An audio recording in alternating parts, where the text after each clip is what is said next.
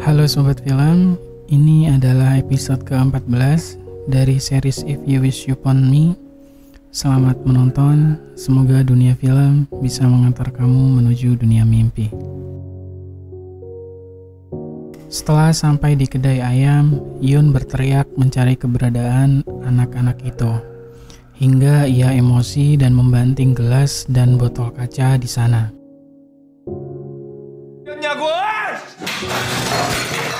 Lalu tiba-tiba anak-anak itu datang, ternyata mereka baik-baik saja. 아픈 데는 맞은 데는 없어? Yun salah paham jika anak-anak itu dalam bahaya. Padahal mereka hanya ingin mengajak Yun makan bersama di sana. Setelah mendengar itu, Yun keluar kedai dengan rasa kecewa. Lalu pemilik kedai menemui Yun dan berterima kasih sudah mengkhawatirkan anak-anak itu. 내가 더 고마워요. Yun meminta maaf jika sudah salah paham kepada pemilik kedai. Hari itu, Yun kecewa pada dirinya sendiri. Ia takut jika nantinya akan menjadi seperti ayahnya. Malam itu, Yun bercerita pada Seo tentang kejadian yang sudah ia lalui. Lalu Seo menenangkannya dan memberinya semangat untuk terus hidup tanpa melibatkan masa lalu.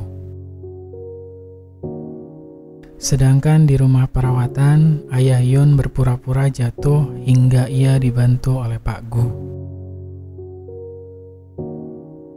Tapi ayah Yun melukai Pak Gu menggunakan gunting ketika mereka berdua di dalam lift.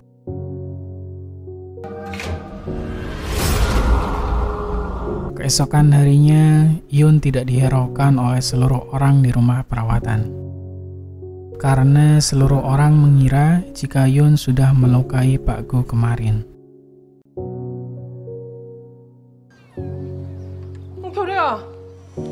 Situasi di rumah perawatan membuat Yun bingung, karena ia tidak tahu tentang Pak Gu, hingga direktur rumah sakit memberitahu tentangnya dan seluruh orang di rumah perawatan sampai mencurigainya.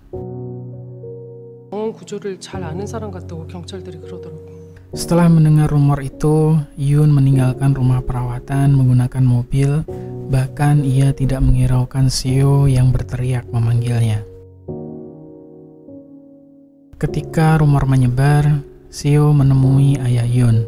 Di dalam kamar 403, Seo meminta supaya pasien itu segera meninggalkan rumah perawatan dan tidak mengganggu Yun atau Pak Kang. 좀 나가라고. Kepergian Yun dari rumah perawatan berujung di rumah sakit di mana Pak Kang dirawat. Saat itu Yun berada di luar kamar Pak Kang dirawat. Ia memilih menelpon Pak Kang daripada menemuinya. Saat itu juga Yun mengatakan pada Pak Kang melalui telepon jika hantu di kamar 403 berkeliaran dan membuat masalah. 4층 병실에 있다던 그 귀신 있잖아요. Mendengar ucapan itu membuat Pak Kang tertawa karena ia belum tahu jika di kamar 403 ditinggali oleh ayah Yun. 이 자식 그걸 또 진짜로 믿고 있네. Malam itu Yun menemui ayahnya di kamar 403.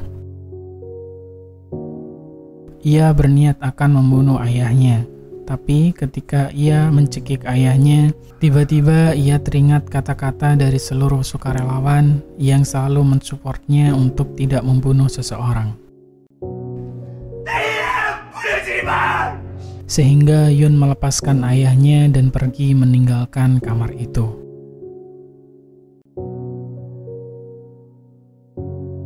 Setelah beberapa lama, tiba-tiba Kyung mengunjungi Pak Kang. Lalu Pak Kang mengajaknya makan di luar rumah sakit. Di sebuah restoran, Pak Kang dan Kyung menikmati makanan dan mereka mengobrol.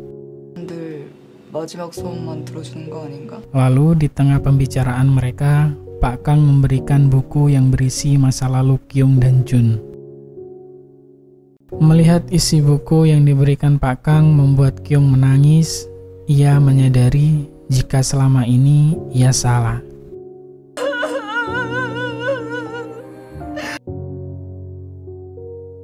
Dalam buku itu terdapat kisah Jun, sehingga Kyun merasa bersalah padanya. Lalu ia segera pergi untuk mencarinya.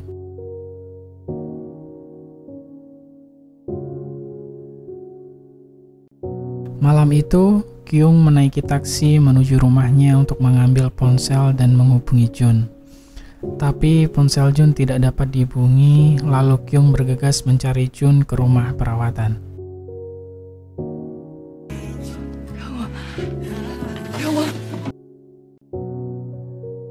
Di rumah sakit, Pak Kang ditelepon oleh Ayah Yun. Bahkan Ayah Yun mengatakan jika ia berada di rumah perawatan, tepatnya di kamar 403. 4층 끝방에 있던 사람 나라고? Itu membuat Pak Kang terkejut, lalu Pak Kang bergegas menuju rumah perawatan menggunakan taksi.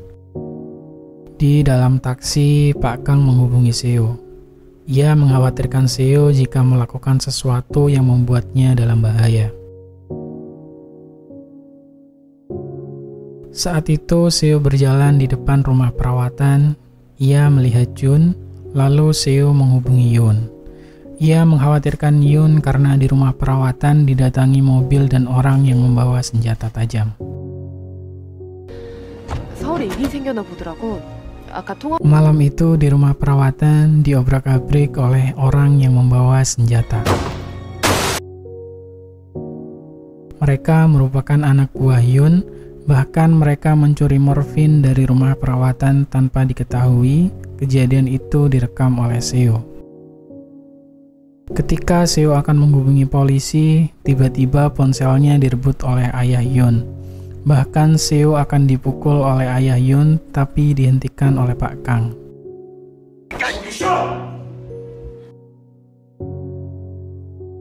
Lalu Pak Kang menyeret Ayah Yun dan mencekiknya hingga Yun datang dan marah karena Yun tidak ingin Pak Kang menjadi seorang pembunuh.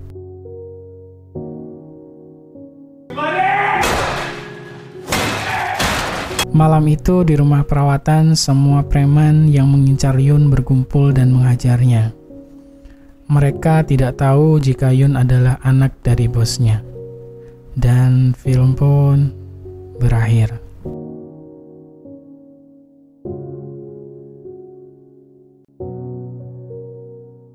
Sampai jumpa di episode ke-15. Selamat istirahat, selamat tidur, semoga mimpi indah.